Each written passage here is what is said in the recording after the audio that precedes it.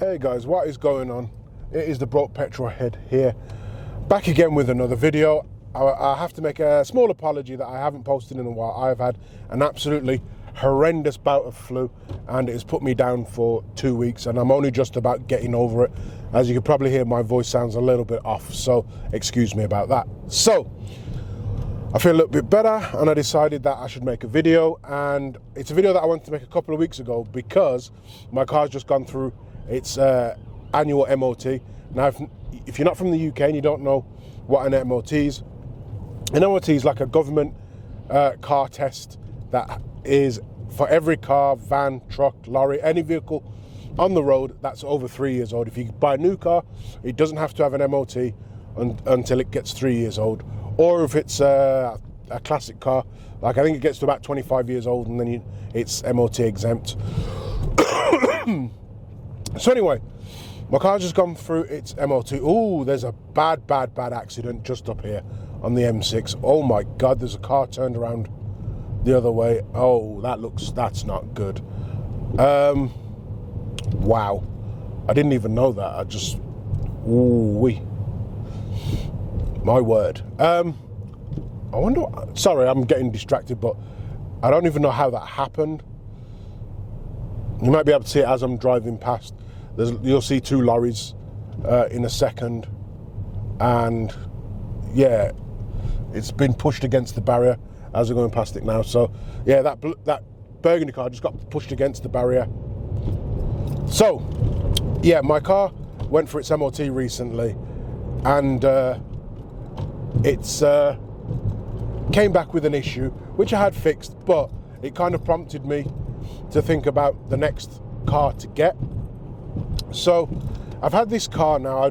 For those of you who don't know me, my name is Leon. I started this channel a few years ago.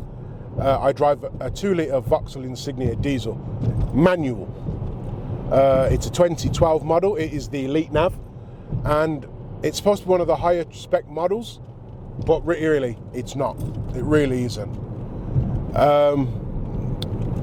So I went for its MOT. I made sure that, you know, all the stuff that you generally could do. So I made sure all my lights were working, all my fluids were topped up, you know, all that kind of stuff. One of my rear lights was out, so I changed the bulb and stuff like that. Just easy stuff. The car wasn't clunking, it wasn't making any noise, it didn't feel loose. If I got over potholes or anything, it didn't clunk and clang. So I thought, okay, it's all right. There's another smashed up car just there. Yeesh, what's going on today? So yeah, nothing felt untoward. The brakes are relatively new.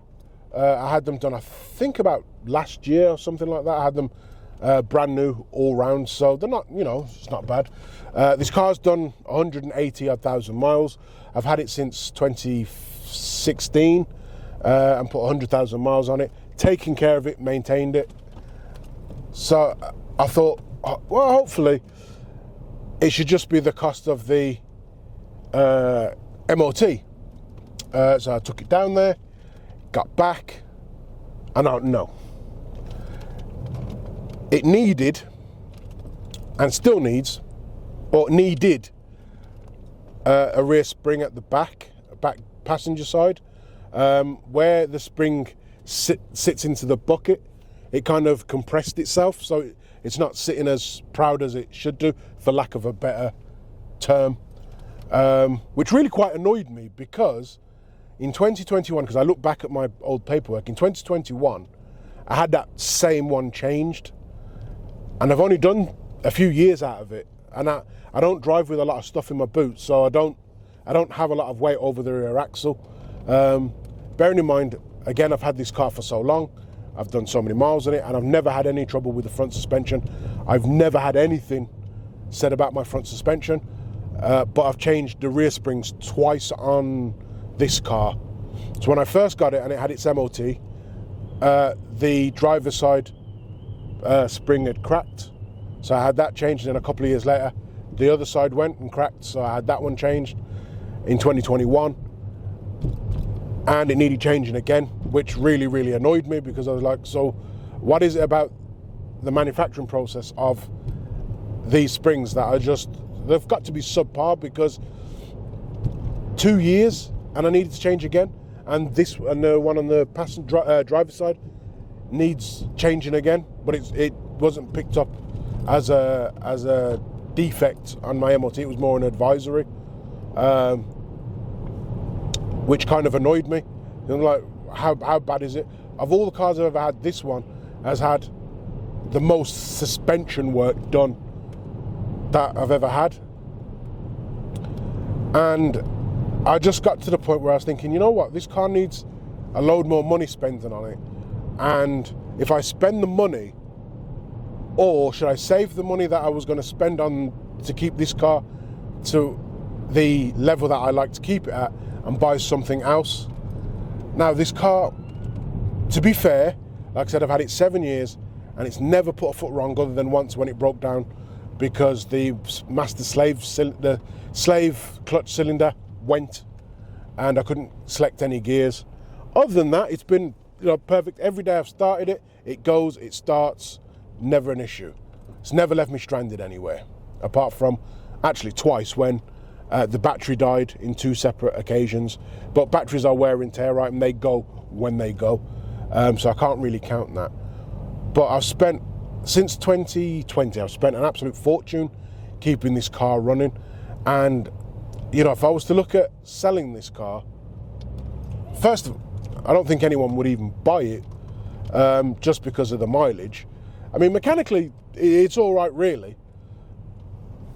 It's got a few age-related dings, but nothing too bad. So I'm thinking, should I buy something else? And if I do buy something else, what would I buy? I spoke to my mechanic to do my cam out and water pump. That's the thick end of 600 quid.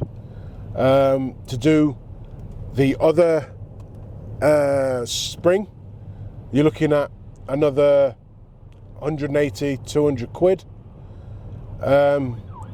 Full service that I'd want to put on it as well, because there's a lot of police cars. I think that's to do with the accident that we just passed. Yeah, so you're probably looking nearly 1,200 quid to get the car, plus tyres and stuff, because the tyres I would like to replace as well, because I do quite a lot of miles, so I like to keep a good set of shoes on the car. So yeah, I'm looking at, what, 1,100 quid, maybe 2 grand to get the car to where I want it. So my question is, do I spend that money on the car, or do I buy something else? Like I said, I've had this car for 7 years, and most YouTubers don't keep their cars for a year, or a year is probably like the maximum. They then trade it in for something else. And as most YouTubers, they make content with their cars. You rarely see this car in content, really. I don't make much content out of the car, because who wants to see a 14, 15-year-old Vauxhall Insignia that doesn't have much technology? And really, there's not much that anybody wants to see about a 2-litre diesel Insignia in the first place. So should I get something else? I've been looking at BMWs, but if I want a BMW, it would have to be a 6-cylinder, whether it's a 6-cylinder diesel or a 6-cylinder petrol. If we go Golf, I'm looking at something with a 3-litre engine. If I'm looking at Audi, it's looking at something with a 3-litre engine. And I don't know if this ties into what's going on with Auto Trader, and a lot of tradespeople now not using Auto Trader because of what's going on with them, which is something different. I won't get into it. If you want to know, just check the internet out. You'll see. There doesn't seem to be that many cars within the price range that I would like to buy, or would look at having a look at buying it, essentially, because next car I get has to be an automatic. That's a non-negotiable, and it has to have over 200 brake horsepower. 200 horsepower for me, it's enough to give me a little bit of fun, but nothing too drastic. Get some decent MPG, because like I said, I do quite a lot of miles. Automatic, I know the purists, and I do say I'm a petrol head, and people will say, well, if you're a petrol head, you will want a manual. Yes, But when you do a lot of miles, and like you can see here, I'm driving really slow. I'm actually on the motorway right now. I'm on the M6, and most of the time you're stuck doing this. So yes, you might have a cheeky weekend or a cheeky day where you're on a beautiful road and the sun's out and the road's dry and the birds are chirping and the sun's just right and the temperature's gorgeous. And you can thread your car through the countryside.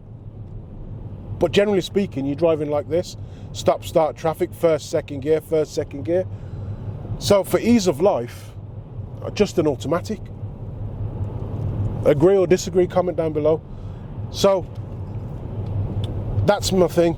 Other than that, I don't really have much more requirements. It's got to be reliable enough. It's got to be interesting enough to make content, whether it's modification, just slight modification. I'm not one of these people that's going to be chasing ultimate horsepower,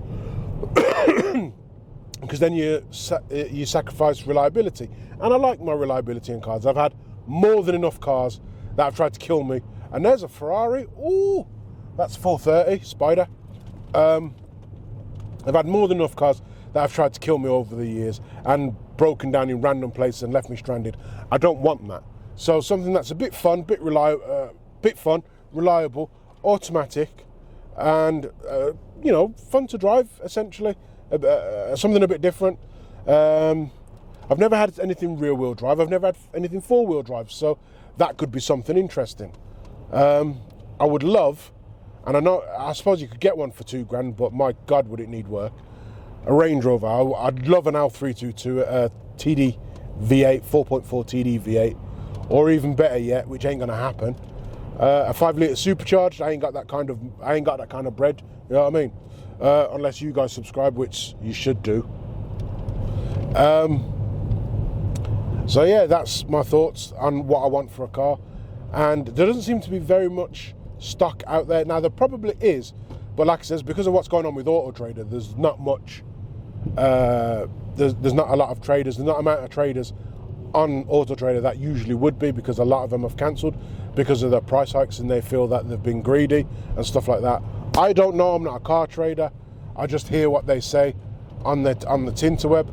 I listen to Calvin's Car Diary. I listen to a channel called Logbook. I used to watch Shifting Metal and listen to a few others, and they said just how bad it is and how expensive it is. Also High Peak Autos as well. So there doesn't seem to be as much stock. Like I said, I suppose there is, but because there's so many traders that are now not using Auto Trader, it doesn't seem to be as plentiful out there. So I don't know what the answer to that is. So yeah, that's my question essentially. A long way of asking the question: should I spend the money on this car and keep it going, or should I spend that $1,500, $1,200, $2,000 on something else? Because part of me is like, well, yes, that is a lot of money, but I know this car inside out and it's been very, very reliable. I know the history of it, obviously, as long as I've owned it. Whereas if I buy something else, I could be just buying a load of problems, which would be great content for you guys, but bad for my wallet. So I don't know. I would like something else. This is the longest time I've ever owned a car, 7 years. So yeah, what should I do, guys? Let me know in the comments. I think I'm going to leave the video there. So thank you for making it this far in the video. Please do go ahead, like, share, comment, subscribe, all that good stuff. Watch previous episodes. Trying to get this channel monetized, and with your help is the only way it's going to happen. And then I can elevate content, and then I maybe could get an L322, because I'd love to go green laning in an L322. So if that's something that you'd like to see me do, you know, subscribe to the channel, watch previous content, and help build me up to that, so I can get to that point. So thanks in advance. So until next time, take care, stay safe, and I will see you in the next one. Peace.